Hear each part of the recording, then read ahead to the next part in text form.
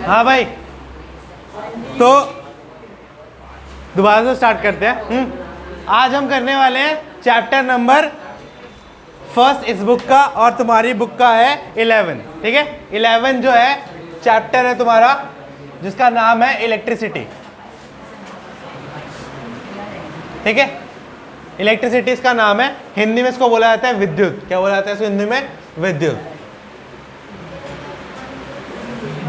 ठीक है, अब बचपन में हमने कई बार ऐसा एक्सपेरिमेंट तो किया है कि स्केल को अपने बालों पे रब किया है, और रब करने के बाद पेपर उससे चिपक जाते थे। करा है ना ये एक्सपेरिमेंट? बालों पे अपने स्केल को घिसते थे, और फिर स्मॉल पीस ऑफ पेपर को जब उसके पास लेके आते थे तो जो पेपर होता वो इस पर अट्रैक्ट हो जाता था। तो इसके पीछे भी इलेक्ट्रिसिटी है। अब पूछोगे कैसे भैया? देखो, जब हम बालों पे इसको घिसते थे ना, तो इसके ऊपर आ जाता था पॉजिटिव चार्ज। क्या आता था? Positive charge. और जो हमारे पास पेपर थे ना, उनके ऊपर क्या आता है? Negative charge. ठीक है, और अभी जो चार्जेस होते हैं ना, ये एक दूसरे को अट्रैक्ट करते हैं। क्या करते हैं? ये एक दूसरे को अट्रैक्ट करते हैं। ठीक है, इसके बारे में हम थोड़ी देर बाद बात करेंगे। बट ये चीज़ में लेके क्यों आया, ये एक्सपेरिमेंट में लेके क्यों आया? क्योंकि इसमें जो ये एक्सपेरिमेंट था स्केल और पेपर वाला, इसको स्केल और पेपर के नाम से भी जाना जाता है, और इसको क्या एक और नाम से जाना जाता है? कोई बोल सकते हैं इस एक्सपेरिमेंट का दूसरा नाम क्या है? नहीं, एक और नाम से जाना जाता है। हेयर वाला जो एक्सपेरिमेंट है वो एक और नाम से जाना जाता है। पता है किसको? Comb and paper. कॉम्ब का मतलब कंघी। तो ठीक है, तो ये एक्सपेरिमेंट की खोज भी ऐसे ही हुई थी। एक्चुअली क्या होता था, साइंटिस्ट जो था ना, वो कॉम्ब रखता था अपने पास। तो वो अपने जब भी बाल ठीक करता था, तो उसने देखा कि जब जो कॉम्ब था उसको पेपर के पास लेके गया, तो पेपर से अट्रैक्ट हो गया। और उसके बाद उसने सोचा कि इनमें ये अट्रैक्ट क्यों हुआ, तो उसने फिर ढूंढा, तो उसने पाया कि इनमें चार्जेस आ गए। तो अब हम आते हैं अपने चैप्टर पे। इलेक्ट्रिसिटी इसका नाम है, इसमें भी हमें क्या पढ़ना है? चार्जेस के बारे में पढ़ना है। ठीक है, तो इलेक्ट्रिसिटी के बारे में इतना जान लो। अभी आगे हम इसकी डेफिनेशन में बात करेंगे कि इलेक्ट्रिसिटी एक बहुत इंपॉर्टेंट क्या है? इंपॉर्टेंट सोर्स ऑफ एनर्जी है। इंपॉर्टेंट सोर्स ऑफ एनर्जी है। ठीक है, जिस एनर्जी को हम लाइट एनर्जी में भी चेंज कर सकते हैं, और मैकेनिकल एनर्जी में भी चेंज कर सकते हैं, साउंड एनर्जी में भी चेंज कर सकते हैं। ठीक है, तो ये एक ऐसी एनर्जी है जिसको हम अलग अलग फॉर्म्स में चेंज कर सकते हैं। हाँ, बिल्कुल इंपॉर्टेंट रोल है, बट ऐसा क्वेश्चन पूछेगा नहीं। ठीक है, इंपॉर्टेंट रोल ऑफ इलेक्ट्रिसिटी तो बिल्कुल नहीं पूछेगा। हाँ, तो इलेक्ट्रिसिटी जो है वो क्या है? एक इंपॉर्टेंट सोर्स है, जिसकी मदद से हम बहुत सारे काम कर सकते हैं। और डे टू डे लाइफ में तुम अगर अपने घर से बाहर निकलोगे या घर के अंदर भी, तुम इलेक्ट्रिसिटी का बहुत अलग अलग तरीके से यूज देख सकते हो। किचन से लेके बाथरूम तक हर जगह इलेक्ट्रिसिटी का यूज है ना। अगर इलेक्ट्रिसिटी 1 मिनट के लिए भी चली जाए तो कितनी प्रॉब्लम होती है? एसी बंद हो जाएगा, फैन बंद हो जाएगा। हाँ, गर्मी में रह लेगा तू? हाँ, फोन, सबसे इंपॉर्टेंट बात क्या है? फोन चार्ज नहीं होगा। ठीक है, बस बस, ठीक है। हाँ हाँ, तो अब इलेक्ट्रिसिटी में सबसे इंपॉर्टेंट चीज क्या पढ़नी है? हमें चार्जेस के बारे में पढ़ना है। किसके बारे में पढ़ना है? चार्जेस के बारे में। तो इलेक्ट्रिसिटी में हमारे पास 2 टाइप के चार्जेस होते हैं। एक होता है पॉजिटिव, एक होता है नेगेटिव। और अभी जो मैंने जैसे क्लास स्टार्ट करी थी, जो एग्जांपल मैंने बताया तुम्हें, उसमें भी बताया था ना कि स्केल पे कौन सा चार्ज आएगा?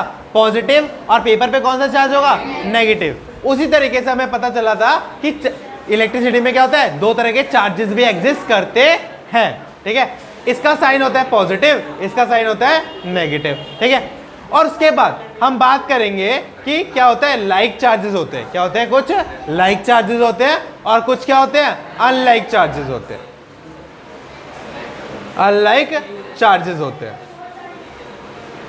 अब अगर मैं एक लाइन में, एक वर्ड में अगर लाइक चार्जेस को एक्सप्लेन करूं, तो इसका मतलब है सेम चार्जेस, मतलब प्लस प्लस या माइनस माइनस। ठीक है, इनको क्या बोला जाएगा? Like charges. ठीक है, और अगर मैं अनलाइक चार्जेस को करूं तो ये क्या होते हैं? डिफरेंट होते हैं। क्या होते हैं? डिफरेंट। जैसे कि प्लस और माइनस, या माइनस और plus.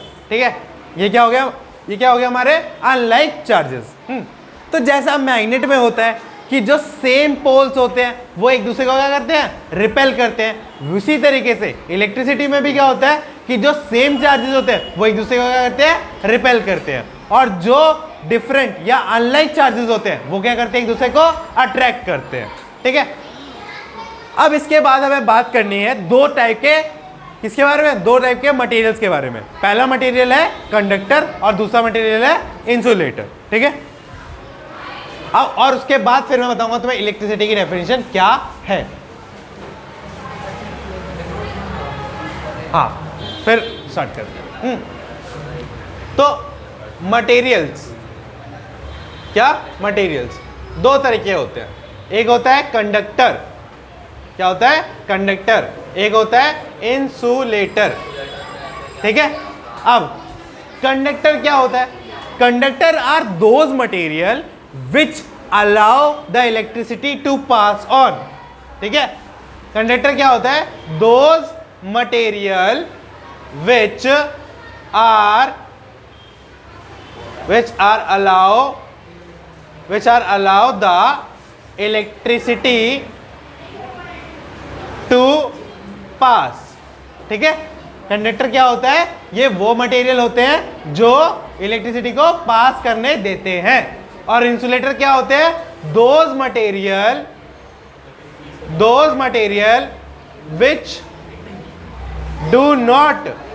which do not allow the electricity to pass। और इंसुलेटर वो मटेरियल या वो पदार्थ होते हैं जो अपने अंदर में से विद्युत को पास होने नहीं देते, अपने अंदर में से इलेक्ट्रिसिटी को पास होने नहीं देते।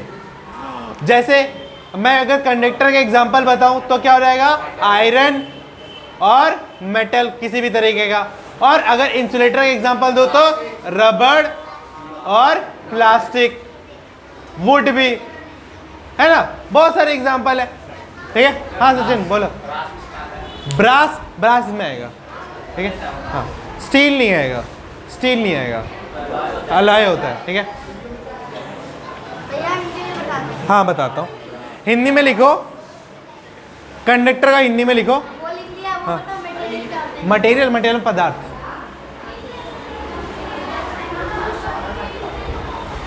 हाँ कविता लिख लिया तुमने हिंदी में। हाँ सचिन क्या डाउट था, एक मिनट। हाँ, चार्ज नहीं, इसमें इलेक्ट्रिसिटी फ्लो होती है। ठीक है, अभी इलेक्ट्रिसिटी के बारे में बताऊंगा क्या होता है। ठीक है, बस इतना समझ कि जो कंडक्टर होता है वो क्या करता है, अपने अंदर में से पास करने देता है, और इंसुलेटर अपने अंदर में से पास नहीं करने देता। As simple as that. हाँ, सारे मेटल पास करते हैं। एल्यूमिनियम नहीं करना। अरे मेटल्स में पास होने की सबसे मेन वजह क्या होती है कि उनमें फ्री इलेक्ट्रॉन्स होते हैं। ठीक है, तभी पास करने देगा। ठीक है, जिस मेटल में फ्री इलेक्ट्रॉन्स नहीं होंगे वो पास करने नहीं देगा। रिएक्टिव सीरीज में आता है, वो अपने डोनेट कर देता है ना, तो क्या बैलेंस शेल में आ जाता है। ठीक है, और सबसे ज्यादा कौन होता है, कॉपर होता है सबसे ज्यादा, जिसमें से इलेक्ट्रिसिटी, क्योंकि हमारे घर में हर वायर में कॉपर तो होती है, तो कॉपर को बेस्ट कंडक्टर ऑफ इलेक्ट्रिसिटी भी कहा जाता है। कॉपर को बेस्ट कंडक्टर कहा जाता है क्योंकि उसमें number of electron, unpaired electron ज्यादा होते हैं। ठीक है, एल्युमिनियम की कवरिंग में ज़्यादा यूज होते हैं, मतलब उसमें पास बहुत कम अमाउंट में होता है। एल्युमिनियम क्या होता है, रेजिस्टेंस ज़्यादा होता है, एक होता है रेजिस्टेंस भी होता है, जो अभी हम आगे पढ़ेंगे। ठीक है, तो थोड़ा डीप कॉन्सेप्ट है, उसमें ज़्यादा नहीं घुसते, मैं बताऊंगा डिटेल में, और कोई कंपाउंड आएगा तो। हाँ क्या, अरे हाँ, विच आर होगा यहाँ पे, कोई नहीं, चलो वे चलाओ। ठीक है, चलो ठीक है, हो गया यहाँ तक। हाँ, आप बताओ इलेक्ट्रिसिटी की फुल फॉर्म। हाँ, मिटाऊं ये, नोट कर लिया।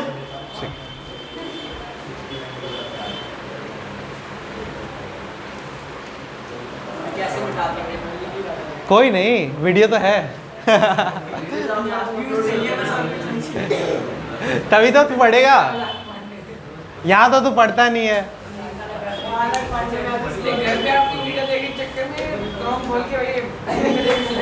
हाँ एनीमे देखता रहता है। अरे ऐप डाउनलोड कर लिया है, बस बस बस बस ठीक है।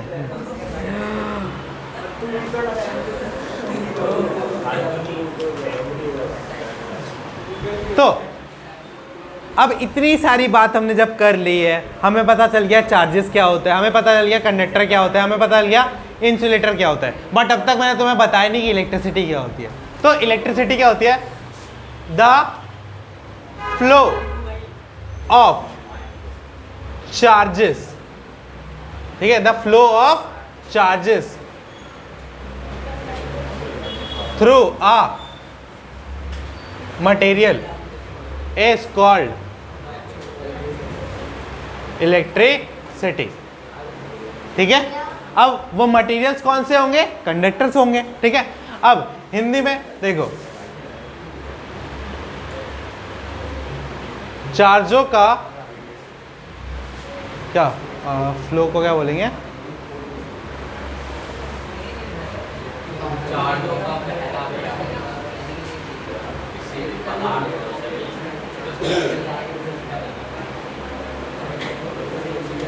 ठीक है, चार्जों के बहने को क्या कहा जाता है? विद्युत कहा जाता है। ठीक है, इसीलिए मैंने पहले क्या समझाया? चार्जेस समझाया, कौन कौन से टाइप के चार्जेस होते हैं, फिर मैंने मटेरियल समझाया कि कैसे किस प्रकार के तुम्हारे मटेरियल्स होते हैं, और फिर मैं किस पे आया? डेफिनेशन पे आया। ठीक है, हाँ हाँ, कंडक्टर को हिंदी में अभी तो पता नहीं, मैं बता दूंगा ज़रूर। अभी बताऊँ? चलो एक मिनट। बिल्कुल गूगल है।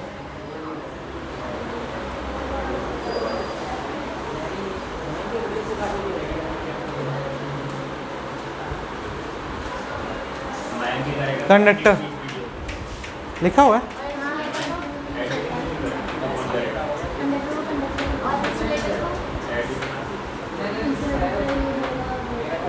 इंसुलेटर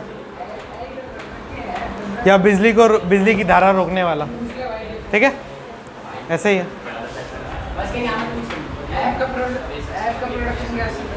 चल रहा है, बढ़िया चल रहा है।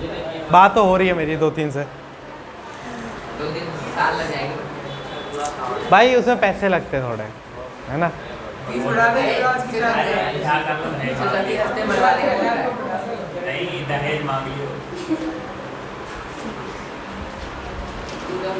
अब अगर हम बात करें तो इलेक्ट्रिसिटी जो होती है वो भी 2 टाइप की होती है। एक होती है स्टैटिक और एक होती है करंट। एक होती है स्टैटिक इलेक्ट्रिसिटी, एक होती है करंट इलेक्ट्रिसिटी। ठीक है,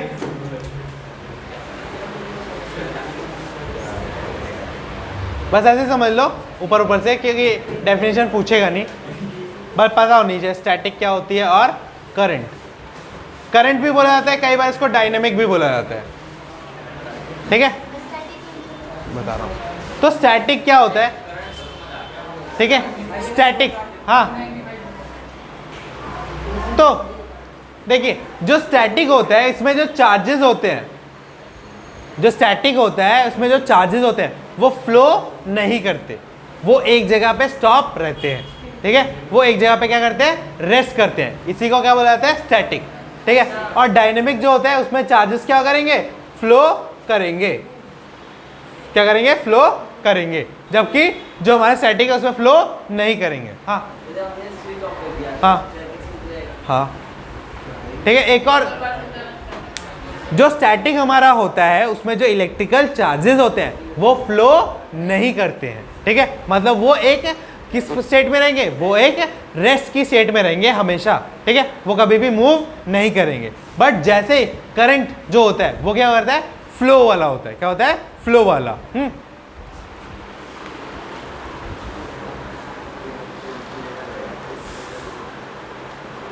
क्या रहता है? चार्जेस, जो हमारे चार्जेस होते हैं ना वो रेस्ट पे रहते हैं। ठीक है, स्टैटिक को हिंदी में बोलते हैं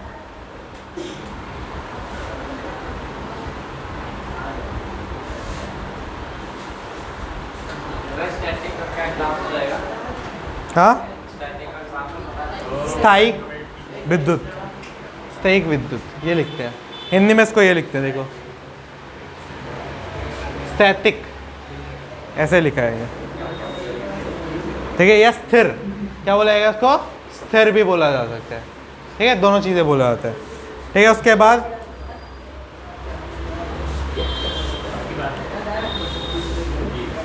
करंट इलेक्ट्रिसिटी को बोला जाता है तुम्हारा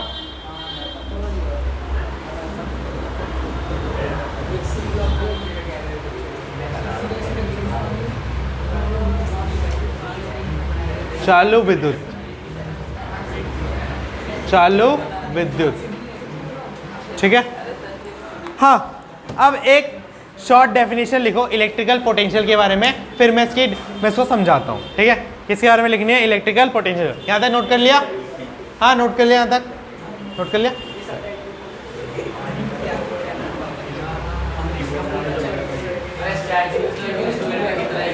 हाँ, नहीं, इंसुलेटर में बिल्कुल भी पास नहीं होगा ना। हाँ, क्या रेड पेन ये लो।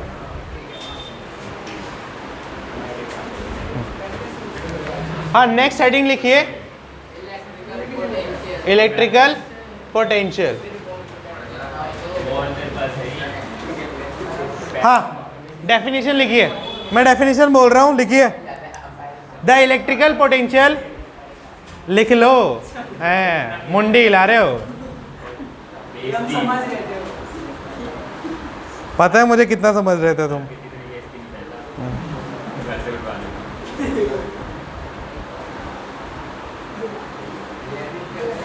हाँ, तो लिखिए the electric potential at a point in a electric field. The electric potential at a point in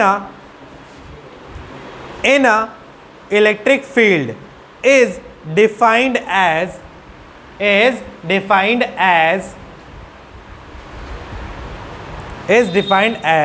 the work done in moving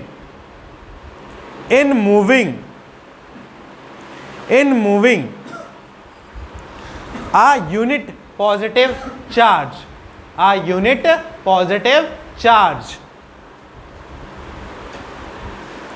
from infinity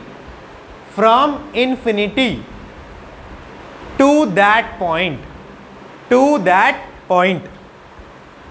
Hindi में लिखिए विद्युती संभावत, ठीक है, संभावत ऐसे लिखा हुआ है। इसको लिखा गया है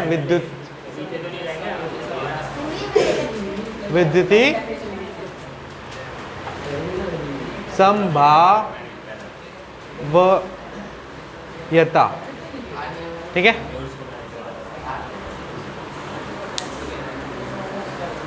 बोलो, ठीक है।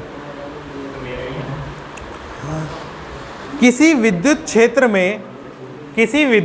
में, हाँ भाई हिंदी में सुन लो, थोड़ा बहुत समझ में आ जाए क्या बता, है ना, फिर आगे मैं समझाता हूँ। किसी विद्युत क्षेत्र में किसी बिंदु पर विद्युत विभाव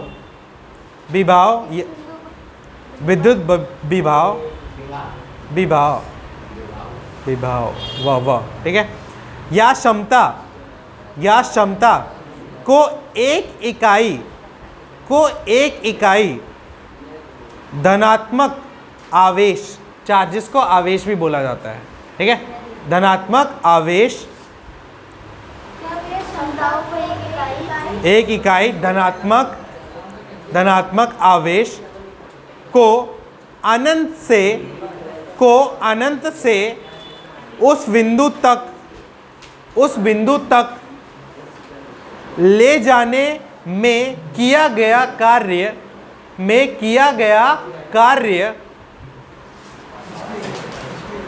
के रूप में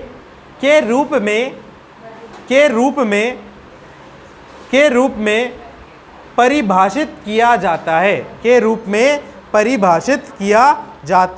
है,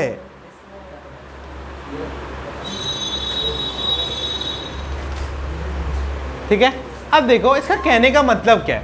कहने का मतलब ये है कि जब हम एक यूनिट पॉजिटिव चार्ज को इन्फिनिटी से किसी पॉइंट तक इन्फिनिटी से किसी पॉइंट तक लाने के लिए जो वर्क डन करेंगे या जो एनर्जी लगाएंगे, ठीक है, समझ रहे हो, जो एनर्जी लगाएंगे या जो वर्क डन करेंगे उसको क्या बोला जाता है, इलेक्ट्रिकल पोटेंशियल।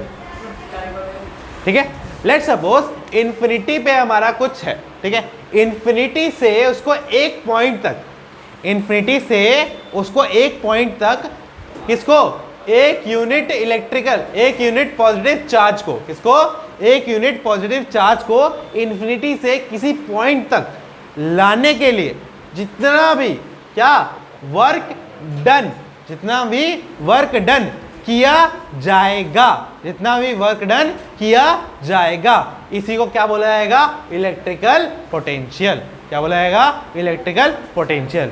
फॉर एग्जाम्पल, एक एग्जाम्पल देता हूं, ठीक है, अब मान लो, हाँ मैं वही समझा रहा हूँ, एग्जाम्पल के साथ समझा रहा हूँ। देखो क्या है, मान लो इन्फिनिटी हमारा वो गेट है, ट्यूशन वाला गेट है, वहां से मुझे एक भारी पत्थर को उठा के लाना है, ठीक है, भारी पत्थर को उठा के लाना है। तो भारी पत्थर को वहां गेट से मेरे तक लाने के लिए, मैं मान लो मैं एक पॉइंट हूं, यहां तक लाने के लिए जितनी एनर्जी मुझे या जितना मुझे काम करना पड़ेगा उसके पीछे, जितनी एनर्जी लगानी पड़ेगी, उसी को क्या बोलूंगा मैं, इलेक्ट्रिकल पोटेंशियल। समझ बात, हाँ, चाहे मैं उसको धक्का मार के लेके आ रहा हूँ तो उसमें मेरा फोर्स लग रहा है ना, तो जितना भी फोर्स मैंने लगा रहा हूँ, ठीक है, फिर जितना मैं चल रहा हूँ, तो उन सब वो सब जो वर्क डन मैं कर रहा हूँ, वो सारा जो वर्क डन मैं कर रहा हूँ, उन सबको क्या बोला जाएगा, इलेक्ट्रिकल पोटेंशियल। ठीक है, एक और सिंपल तरीके से बताता हूँ कि अब मैं थोड़ा मैथ में बताता हूँ, जैसे कि अ पोटेंशियल ऑफ 1 वोल्ट, ठीक है, अ पोटेंशियल ऑफ 1 वोल्ट, अगर किसी जगह पे 1 वोल्ट पोटेंशियल है, हमारे घर में कितना वोल्ट आता है, 440 का झटका होता है, 220 वोल्ट, हमारे घर में कितना आता है, 220 वोल्ट, ठीक है, इतना हमारे हाउस होल्ड में आता है। हाँ भाई, मछली बेच ली तुमने, तो अब चुप हो जाओ थोड़ा, यार समझा रहा हो यार, कुछ थोड़ा कॉन्सेंट्रेट, सबको समझा रहा हूँ। हाँ, तो अगर किसी जगह पे 1 वोल्ट लिखा हुआ है, तो इसका मतलब क्या है कि a potential of 1 volt at a point means 1 joule of work is done in moving 1 unit positive charge. मतलब 1 जूल, अगर मैं एक यूनिट पॉजिटिव चार्ज को लाने के लिए 1 जूल, क्या ला रहा हूं, 1 जूल क्या लगा रहा हूं, एनर्जी लगा रहा हूं, तो इसी को क्या बोला जाएगा, 1 वोल्ट। क्या बोला जाएगा, 1 वोल्ट। ठीक है, अब 220 वोल्ट का मतलब क्या है कि मैं 220 यूनिट, ठीक है, 220 जूल लगा के लेके आ रहा हूं। ठीक है, समझ में आया। तो 1 वोल्ट किसको कहा जाएगा, जब मैं एक यूनिट पॉजिटिव चार्ज को इंफिनिटी से एक पॉइंट तक लाने के लिए 1 जूल एनर्जी लगाऊंगा। क्या लगाऊंगा, 1 जूल एनर्जी या 1 जूल वर्क मैं करूंगा उसके पीछे, तो उसी को क्या बोला जाएगा हमारा, 1 वोल्ट। हाँ, 1 volt is equal to 1 joule upon 1 unit. Unit भी होता है ना, अभी मैं पोटेंशियल डिफरेंस में जाऊंगा फिर बताऊंगा। हाँ, क्या 1 यूनिट जो ये चार्ज की है, ये चार्ज की जो यूनिट है ना, उसको लाने के लिए। ठीक है, 1 जूल कितना होता है भाई, ऐसे कैसे बताऊं मैं कितना होता है 1 जूल। यार जूल जो होती है ना, वो वर्क डन की यूनिट होती है। ठीक है, वर्क डन को मापने के लिए जूल या, अरे भाई मैं अब मेरे को करके बताना पड़ेगा। 1 जूल बहुत कम होता है वैसे। ठीक है, हाँ, 1 volt is equals to 1 unit upon में 1 जूल। ठीक है, समझ में आ गया। तो बस ये मैथमेटिकली समझा रहा है तुम्हें कि तुम्हें 1 यूनिट चार्ज लाना है और उसके लिए तुम्हें 1 जूल वर्क करना पड़ेगा। तो इन दोनों को जब मिक्स करेंगे तो क्या मिलेगा, हमें 1 वोल्ट मिलेगा। क्या मिलेगा, 1 वोल्ट मिलेगा। बात समझ में आ गई, क्लियर है। हाँ, कि इन्फिनिटी से मुझे एक चार्ज को लेके आना है और उसको चार्ज को लाने के लिए जितना मुझे वर्क डन करना है उसी को क्या बोला जाएगा, वोल्ट बोला जाएगा। ठीक है, हाँ अब मान लो 220 वोल्ट है, ठीक है। तो 220 यूनिट लगेगा। ऐसे फिक्स कैलकुलेशन नहीं बताता कि 220 वोल्ट में 220 यूनिट ही आएंगी, उससे ज़्यादा भी आ सकती है। ठीक है, आप बोल रहे हैं 1 वोल्ट, ये मैं बस कैलकुलेशन के हिसाब से बता रहा हूँ समझाने के लिए कि 1 वोल्ट इतने किल होता है। ठीक है, अब अगर एक मान ले तो अगर यहाँ पे करेगा, हाँ 220 वोल्ट है, ठीक है 220 वोल्ट का तो बोलेगा 220 यूनिट, ठीक है, अपॉन में 220 जूल, ये कट गया 1 वोल्ट हो गया फिर। तो वही तो बोल रहा हूँ मैं, यहाँ पे कैलकुलेशन बस समझाने के लिए बोल रहा है कि इतना लगेगा, एक्चुअल में कुछ और लगता है। बस ये बोल रहा है कि मान लो एक जो वोल्ट है उसमें क्या होता है, 1 जूल एनर्जी लगती है 1 यूनिट को लाने के लिए, 1 यूनिट को लाने के लिए। अब वो यूनिट कितनी भी ला सकता है अपने साथ, ठीक है, हाँ हाँ, जो जितनी यूनिट होगी उतना ही, उसके हिसाब से वोल्ट बढ़ेगा या घटेगा। तो फिर ऐसे मान लो जितनी यूनिट होगी उतना ही जूल होएगा ना, हाँ तो फिर तो क्या वैसे ही 1 वोल्ट आ जाएगा। 1 वोल्ट नहीं आएगा कभी, मैं बोल रहा हूँ 220 वोल्ट का जो होगा ना, या तो ये जो यूनिट है वो ज़्यादा होगी, ठीक है, तो हो सकता है, ठीक है, या ये जो जूल लो 1 जूल ये कम लगे, ठीक है, क्योंकि डिवाइड करने पे 220 वोल्ट आना चाहिए ना। तो अभी फॉर्मूला में अभी जाऊँगा ना उसके ऊपर, तभी बता रहा हूँ। हाँ बोलो क्या हुआ। हाँ ये चार्ज का है 1 चार्ज, हाँ हाँ हाँ, वो यूनिट ऊपर लिख दिया, हाँ हाँ ऊपर लिख दिया, मैं पहले सही बोल रहा था, यूनिट ऊपर लिख दिया। चल हाँ हाँ हाँ, ये एक मिनट, एक गलती हो गई बस, ये ऊपर जूल आएगा, नीचे यूनिट आएगी, ठीक है, नीचे यूनिट आएगी। नहीं पहले मैंने वही बोला था, मैंने पहले वही बोला था, ठीक है, मैंने मान ली गलती हो गई, चलो ठीक है, वो आपको फील करवा रहा है, अब बस हो गया। तो तुम्हें ऐसा क्वेश्चन भी आ सकता है पेपर में कि डिफाइन 1 वोल्ट, ठीक है, तुम्हें ऐसा क्वेश्चन भी आ सकता है पेपर में, डिफाइन 1 वोल्ट, इसको डिफाइन करना है। तो क्या बोलोगे 1 वोल्ट को डिफाइन करने के लिए, 1 यूनिट चार्ज को लाने के लिए 1 यूनिट 1 जूल वर्क डन करना पड़ेगा, उसी को क्या बोला जाएगा, 1 वोल्ट बोला जाएगा। ठीक है, तो कर लोगे इसको डिफाइन। हाँ तेरे को तब से देखा जा रहा हूँ, सबसे ज़्यादा तू ही बोल रहा है। अब देखो 1 वोल्ट में क्या है कि to carry 1 unit positive charge, to carry 1 unit positive charge we need 1 joule of energy, which is called, ठीक है, ऐसे भी कर सकते हो, which is called 1 volt, हाँ, या ऐसे लिख सकते हो कि 1 volt defined as, ठीक है, defined as to carry 1 unit, ठीक है, और उसको कैरी करने के लिए क्या है 1 जूल, ये दोनों चीज़ें, 1 यूनिट को कैरी करने के लिए 1 जूल एनर्जी लगेगी। बात समझ में आ गई, आई समझ में। 1 वोल्ट आ सकता है पेपर में, 1 वोल्ट 1 जूल 1 वॉट, ये पेपर में 1 नंबर में पूछा जा सकता है, ठीक है, अभी आएगा तभी तो लिखवाऊंगा, पहले से वॉट लिखवा दूं, वॉट पावर की यूनिट होती है,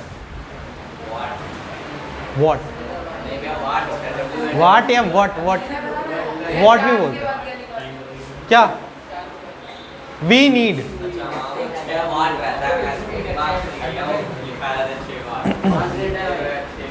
हाँ हो गया भाई यहाँ तक, हाँ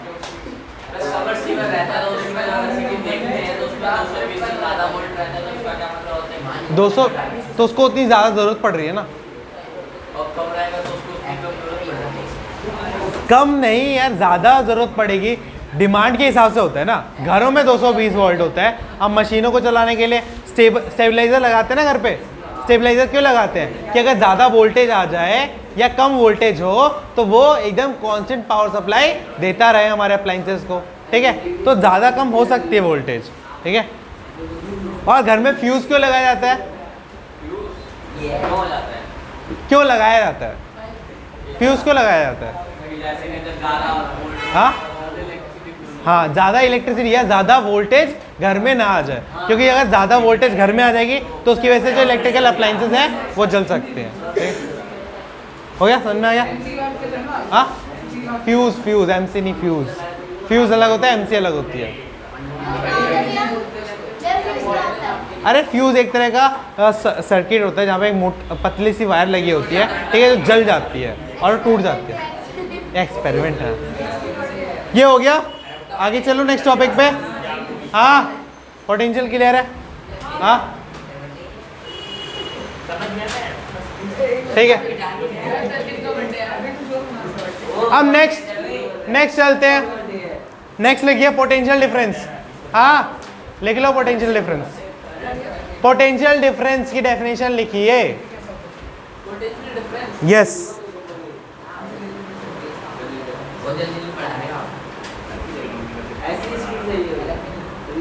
थैंक यू। तो तू बात क्यों कर रहा है? तू बात क्यों कर रहा है? मैं तो समझा ही रहा हूँ, तो इम्पोर्टेंट पॉइंट पे तू ही बात कर रहा है। लिखिए, पहले एक बड़ी डेफिनेशन लिखवा रहा हूँ, फिर एक छोटी लिखवाऊंगा ताकि समझ में आ जाए। दो जरूरत है। ओए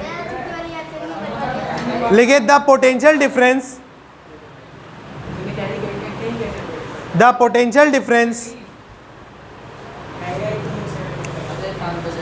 between 2 points, the potential difference between 2 points in a electric circuit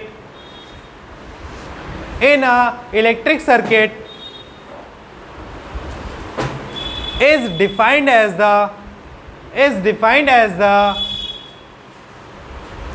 amount of work done in moving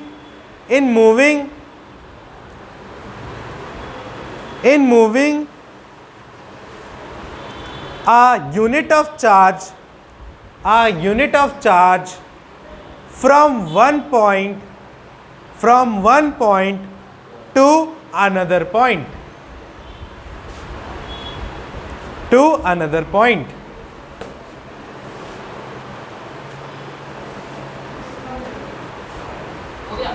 हो गया। हिंदी में लिखिए संभावित अंतर। बोलो। किसी विद्युत परिपथ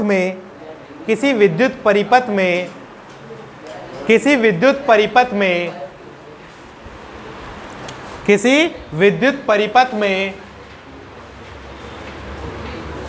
दो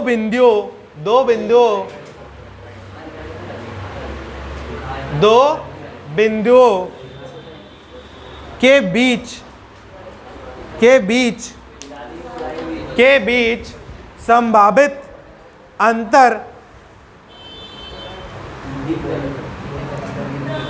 बीच संभावित अंतर को एक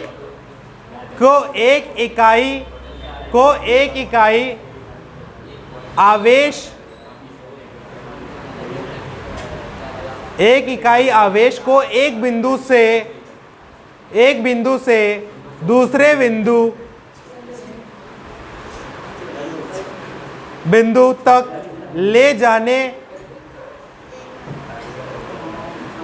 एक बिंदु से दूसरे बिंदु तक ले जाने में किए गए कार्य की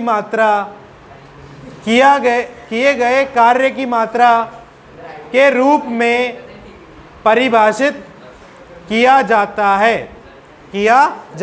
है। अब समझो, मान लो यहाँ पे एक पॉइंट A है और एक पॉइंट B है। तो जब मैं एक पॉइंट से B पॉइंट तक एक यूनिट चार्ज को लेके जाऊंगा, ठीक है, जब मैं A पॉइंट से B पॉइंट के बीच में एक यूनिट चार्ज को लेके जाऊंगा, तो इसमें लगने वाला जो वर्क डन होगा उसी को क्या बोलेंगे हम? Potential difference. ठीक है, एक पॉइंट से दूसरे पॉइंट, ठीक है, आई बात समझ में, ठीक है। ए पॉइंट से बी पॉइंट तक मैं जब एक यूनिट चार्ज को लेके जाऊंगा तो उसके लिए जितनी भी वर्क डन मुझे लगानी पड़ेगी उसको क्या बोला जाएगा, पोटेंशियल डिफरेंस, ठीक है।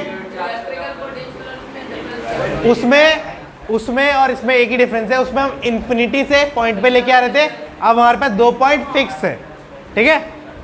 अब इन्फिनिटी से हम भी कभी भी पॉइंट निकालते हैं तो इन्फिनिटी को 0 कंसीडर करके निकालते हैं, ठीक है। बट यहाँ पे दोनों पॉइंट्स पे कुछ ना कुछ क्या होगा, पोटेंशियल डिफरेंस होगा, ठीक है, कुछ ना कुछ पोटेंशियल डिफरेंस होगा।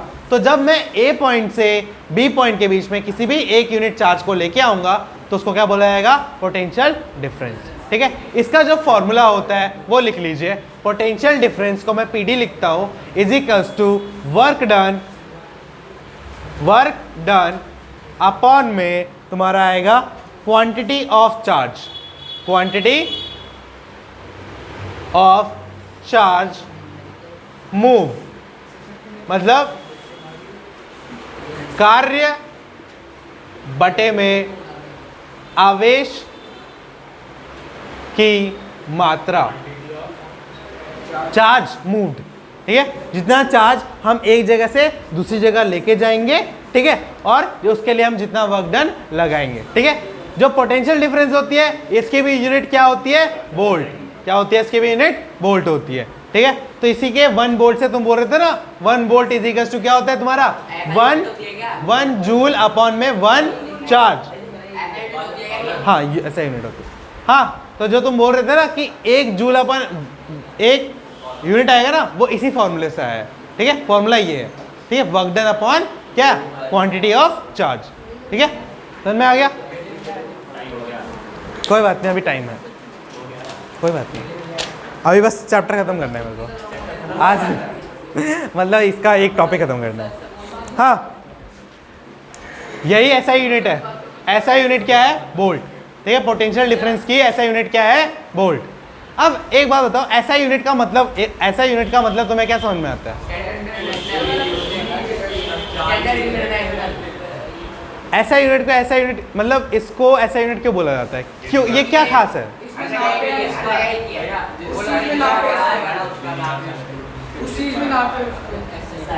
देखो ऑल ओवर वर्ल्ड इलेक्ट्रिसिटी तो हर जगह होगी, है ना, हर जगह इलेक्ट्रिसिटी होगी, हर जगह एक्सपेरिमेंट होंगे, तो पूरे दुनिया में एक यूनिफॉर्मिटी लाने के लिए कुछ चीज़ों के जो मेजरमेंट है, जैसे लेंथ की मीटर, ठीक है, किलोमीटर, इनको फिक्स कर दिया गया, ठीक है, जो वेट का है केजी, है ना, इनको फिक्स कर दिया गया है। तो इसी तरीके से कुछ यूनिट्स को क्या कर दिया गया, फिक्स कर दिया गया है, ताकि पूरी दुनिया में क्या हो सके, एक यूनिफॉर्मिटी बन सके, ताकि कोई इंडिया का साइंटिस्ट बाहर जाके रिसर्च करना चाहे तो उसको ये प्रॉब्लम ना आए यूनिट्स वाली, ठीक है। हाँ बोलो क्या हुआ, हाँ इसका मतलब potential difference is equals to work done upon quantity, मतलब Q, ठीक है।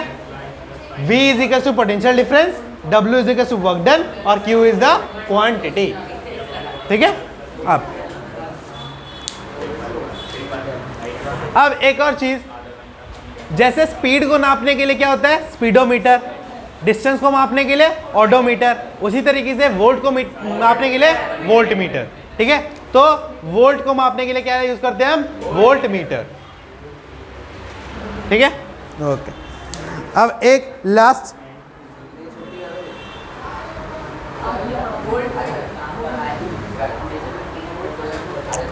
पोटेंशियल डिफरेंस का एक और नाम होता है, कोई बताना चाहेगा क्या होता है इसका एक और नाम, पोटेंशियल डिफरेंस का एक और नाम क्या होता है, तुम घर पे बहुत सुनते हो उसके बारे में, अभी मैं थोड़ी देर पहले भी यूज करता हूँ वर्ड, वोल्टेज, ठीक है। मैंने बोला इसका एक और नाम क्या होता है, वोल्टेज, ठीक है। अब एक उस पर न्यूमेरिकल कर ले, ठीक है, फट से, समझ में आ गया ये, कोई डाउट इसमें, किसी को डाउट पोटेंशियल डिफरेंस में, हाँ डाउट, नहीं तू बता, सही बता, डाउट है नहीं, पक्का ना, आगे बढ़ो, हाँ वीडियो तो है, फिर भी यार क्लास में जब तक प्रेजेंट है तो मैं आमने आमने डाउट ले लूँ ना। एक और बता दूँ, पक्का मैं बता दूँ, कोई प्रॉब्लम नहीं। पोटेंशियल डिफरेंस बताओ, ठीक है। अरे नहीं, बस एक वो कर रहा है, ये टॉपिक खत्म कर रहा हूँ ना। अरे मान लो, देखो 2 पॉइंट है, ठीक है। मान लो ये दीवार एक और ये एक दीवार है, हाँ। तो इस दीवार से उस दीवार तक मुझे 1 यूनिट चार्ज को लेके जाना है, ठीक है। तो मुझे 1 यूनिट चार्ज को इस दीवार से उस दीवार तक लेके जाने के लिए जितना वर्क डन करना पड़ेगा, जितनी एनर्जी उसमें डालनी पड़ेगी, उसी एनर्जी को मैं क्या बोलूँगा? Work potential difference. क्या बोलूँगा?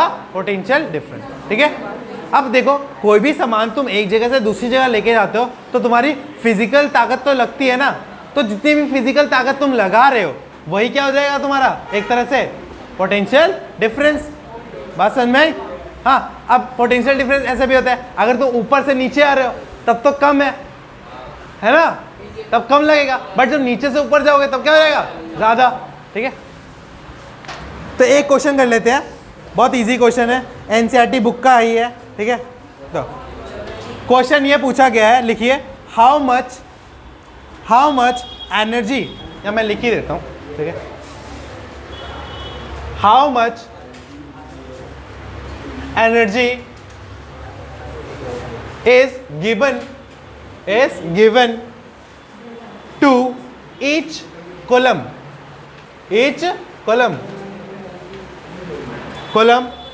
of charge passing through a 6-volt battery, 6-volt battery, ठीक है। तो ध्यान से समझो, यहां पर वोल्ट कितना दे रखा है? 6। तो वोल्ट इसी का लिख दूंगा 6, ठीक है। और कितने चार्ज को लेके जाना है? कितने चार्ज को लेके जाना है? ठीक है, एक चार्ज को लेके जाना है। तो क्वांटिटी ऑफ चार्ज क्या होगा? 1। एक चार्ज को लेके जाना है, 1 कूलम को लेके जाना है ना। तो अब हमें क्या निकालना है? क्या पूछा है? How much energy. और एनर्जी किसकी? एनर्जी और वर्क डन सेम ही होती है ना। तो हमारा फॉर्मूला क्या होता है? वोल्टेज मतलब potential difference is equals to work done upon में क्वांटिटी, ठीक है। तो वोल्टेज हमारे पास दे रखी है कितनी? 6 वोल्ट। वर्क डन हमें पता नहीं है तो उसको W रखो। क्वांटिटी हमारे पास कितनी है? 1, ठीक है। तो W इज इक्वल्स टू क्या आएगा? 6 वोल्ट इंटू 1 कूलम। तो W इज इक्वल्स टू क्या आएगा? 6 जूल। तो कितना एनर्जी लगेगा? 6 जूल की एनर्जी लगेगी कितने? 1 यूनिट चार्ज को लेके जाने के लिए, ठीक है। हाँ शांतनु, समझ में आया? 1 यूनिट को जितना वोल्टेज होता है उसके हिसाब से होता है कि हम कितना चार्ज लेके जा सकते हैं। पहले बोला था ना मैंने कि डिपेंड किस पे करेगा? वोल्टेज पे करेगा कि हम कितना चार्ज एक पॉइंट से दूसरे पॉइंट लेके जाएंगे। अब 6 वोल्ट की बैटरी तो 6 वोल्ट की थी, तो हमारा एनर्जी कितना लगा? 6 जूल लगा, है ना भाई? बात समझ में आई? ठीक है। अब घर के लिए कुछ काम लिख लीजिए। सबसे पहले जो पढ़ा है उसको रिवाइज कर लेना, ठीक है। और स्पेसिफिकली कुछ चीज़ें करके लाना, ठीक है। ये घर के लिए होमवर्क दे रहा हूँ।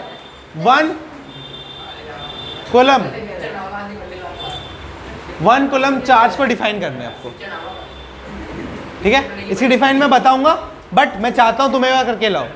कर लोगे ना? 1 कूलम चार्ज को डिफाइन करना है। 1 कूलम चार्ज को डिफाइन करना है, हाँ। और फिर पोटेंशियल डिफरेंस, ठीक है।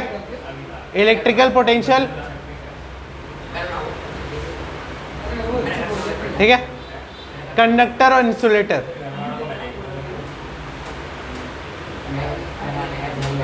बस इतने मेन टॉपिक्स को एक बार रिवाइज करके और लिख लेना अच्छे से। और पॉइंट अगर अपनी तरफ से ऐड कर सको बुक को पढ़ के तो वो ऐड कर लेना, ठीक है। और कोई डाउट हो कल की क्लास में, मतलब नेक्स्ट क्लास में पूछ लेना, ठीक है। तो मैथ्स वाले बच्चों, हाँ मैथ्स वाले बच्चों 1 और 2 तारीख की छुट्टी है, सीधे अब क्लास लगेगी 3 तारीख को, ठीक है। 1 तारीख को संडे है, 2 तारीख को गांधी जयंती है, तो इसलिए। अच्छा, हाँ सरकार जी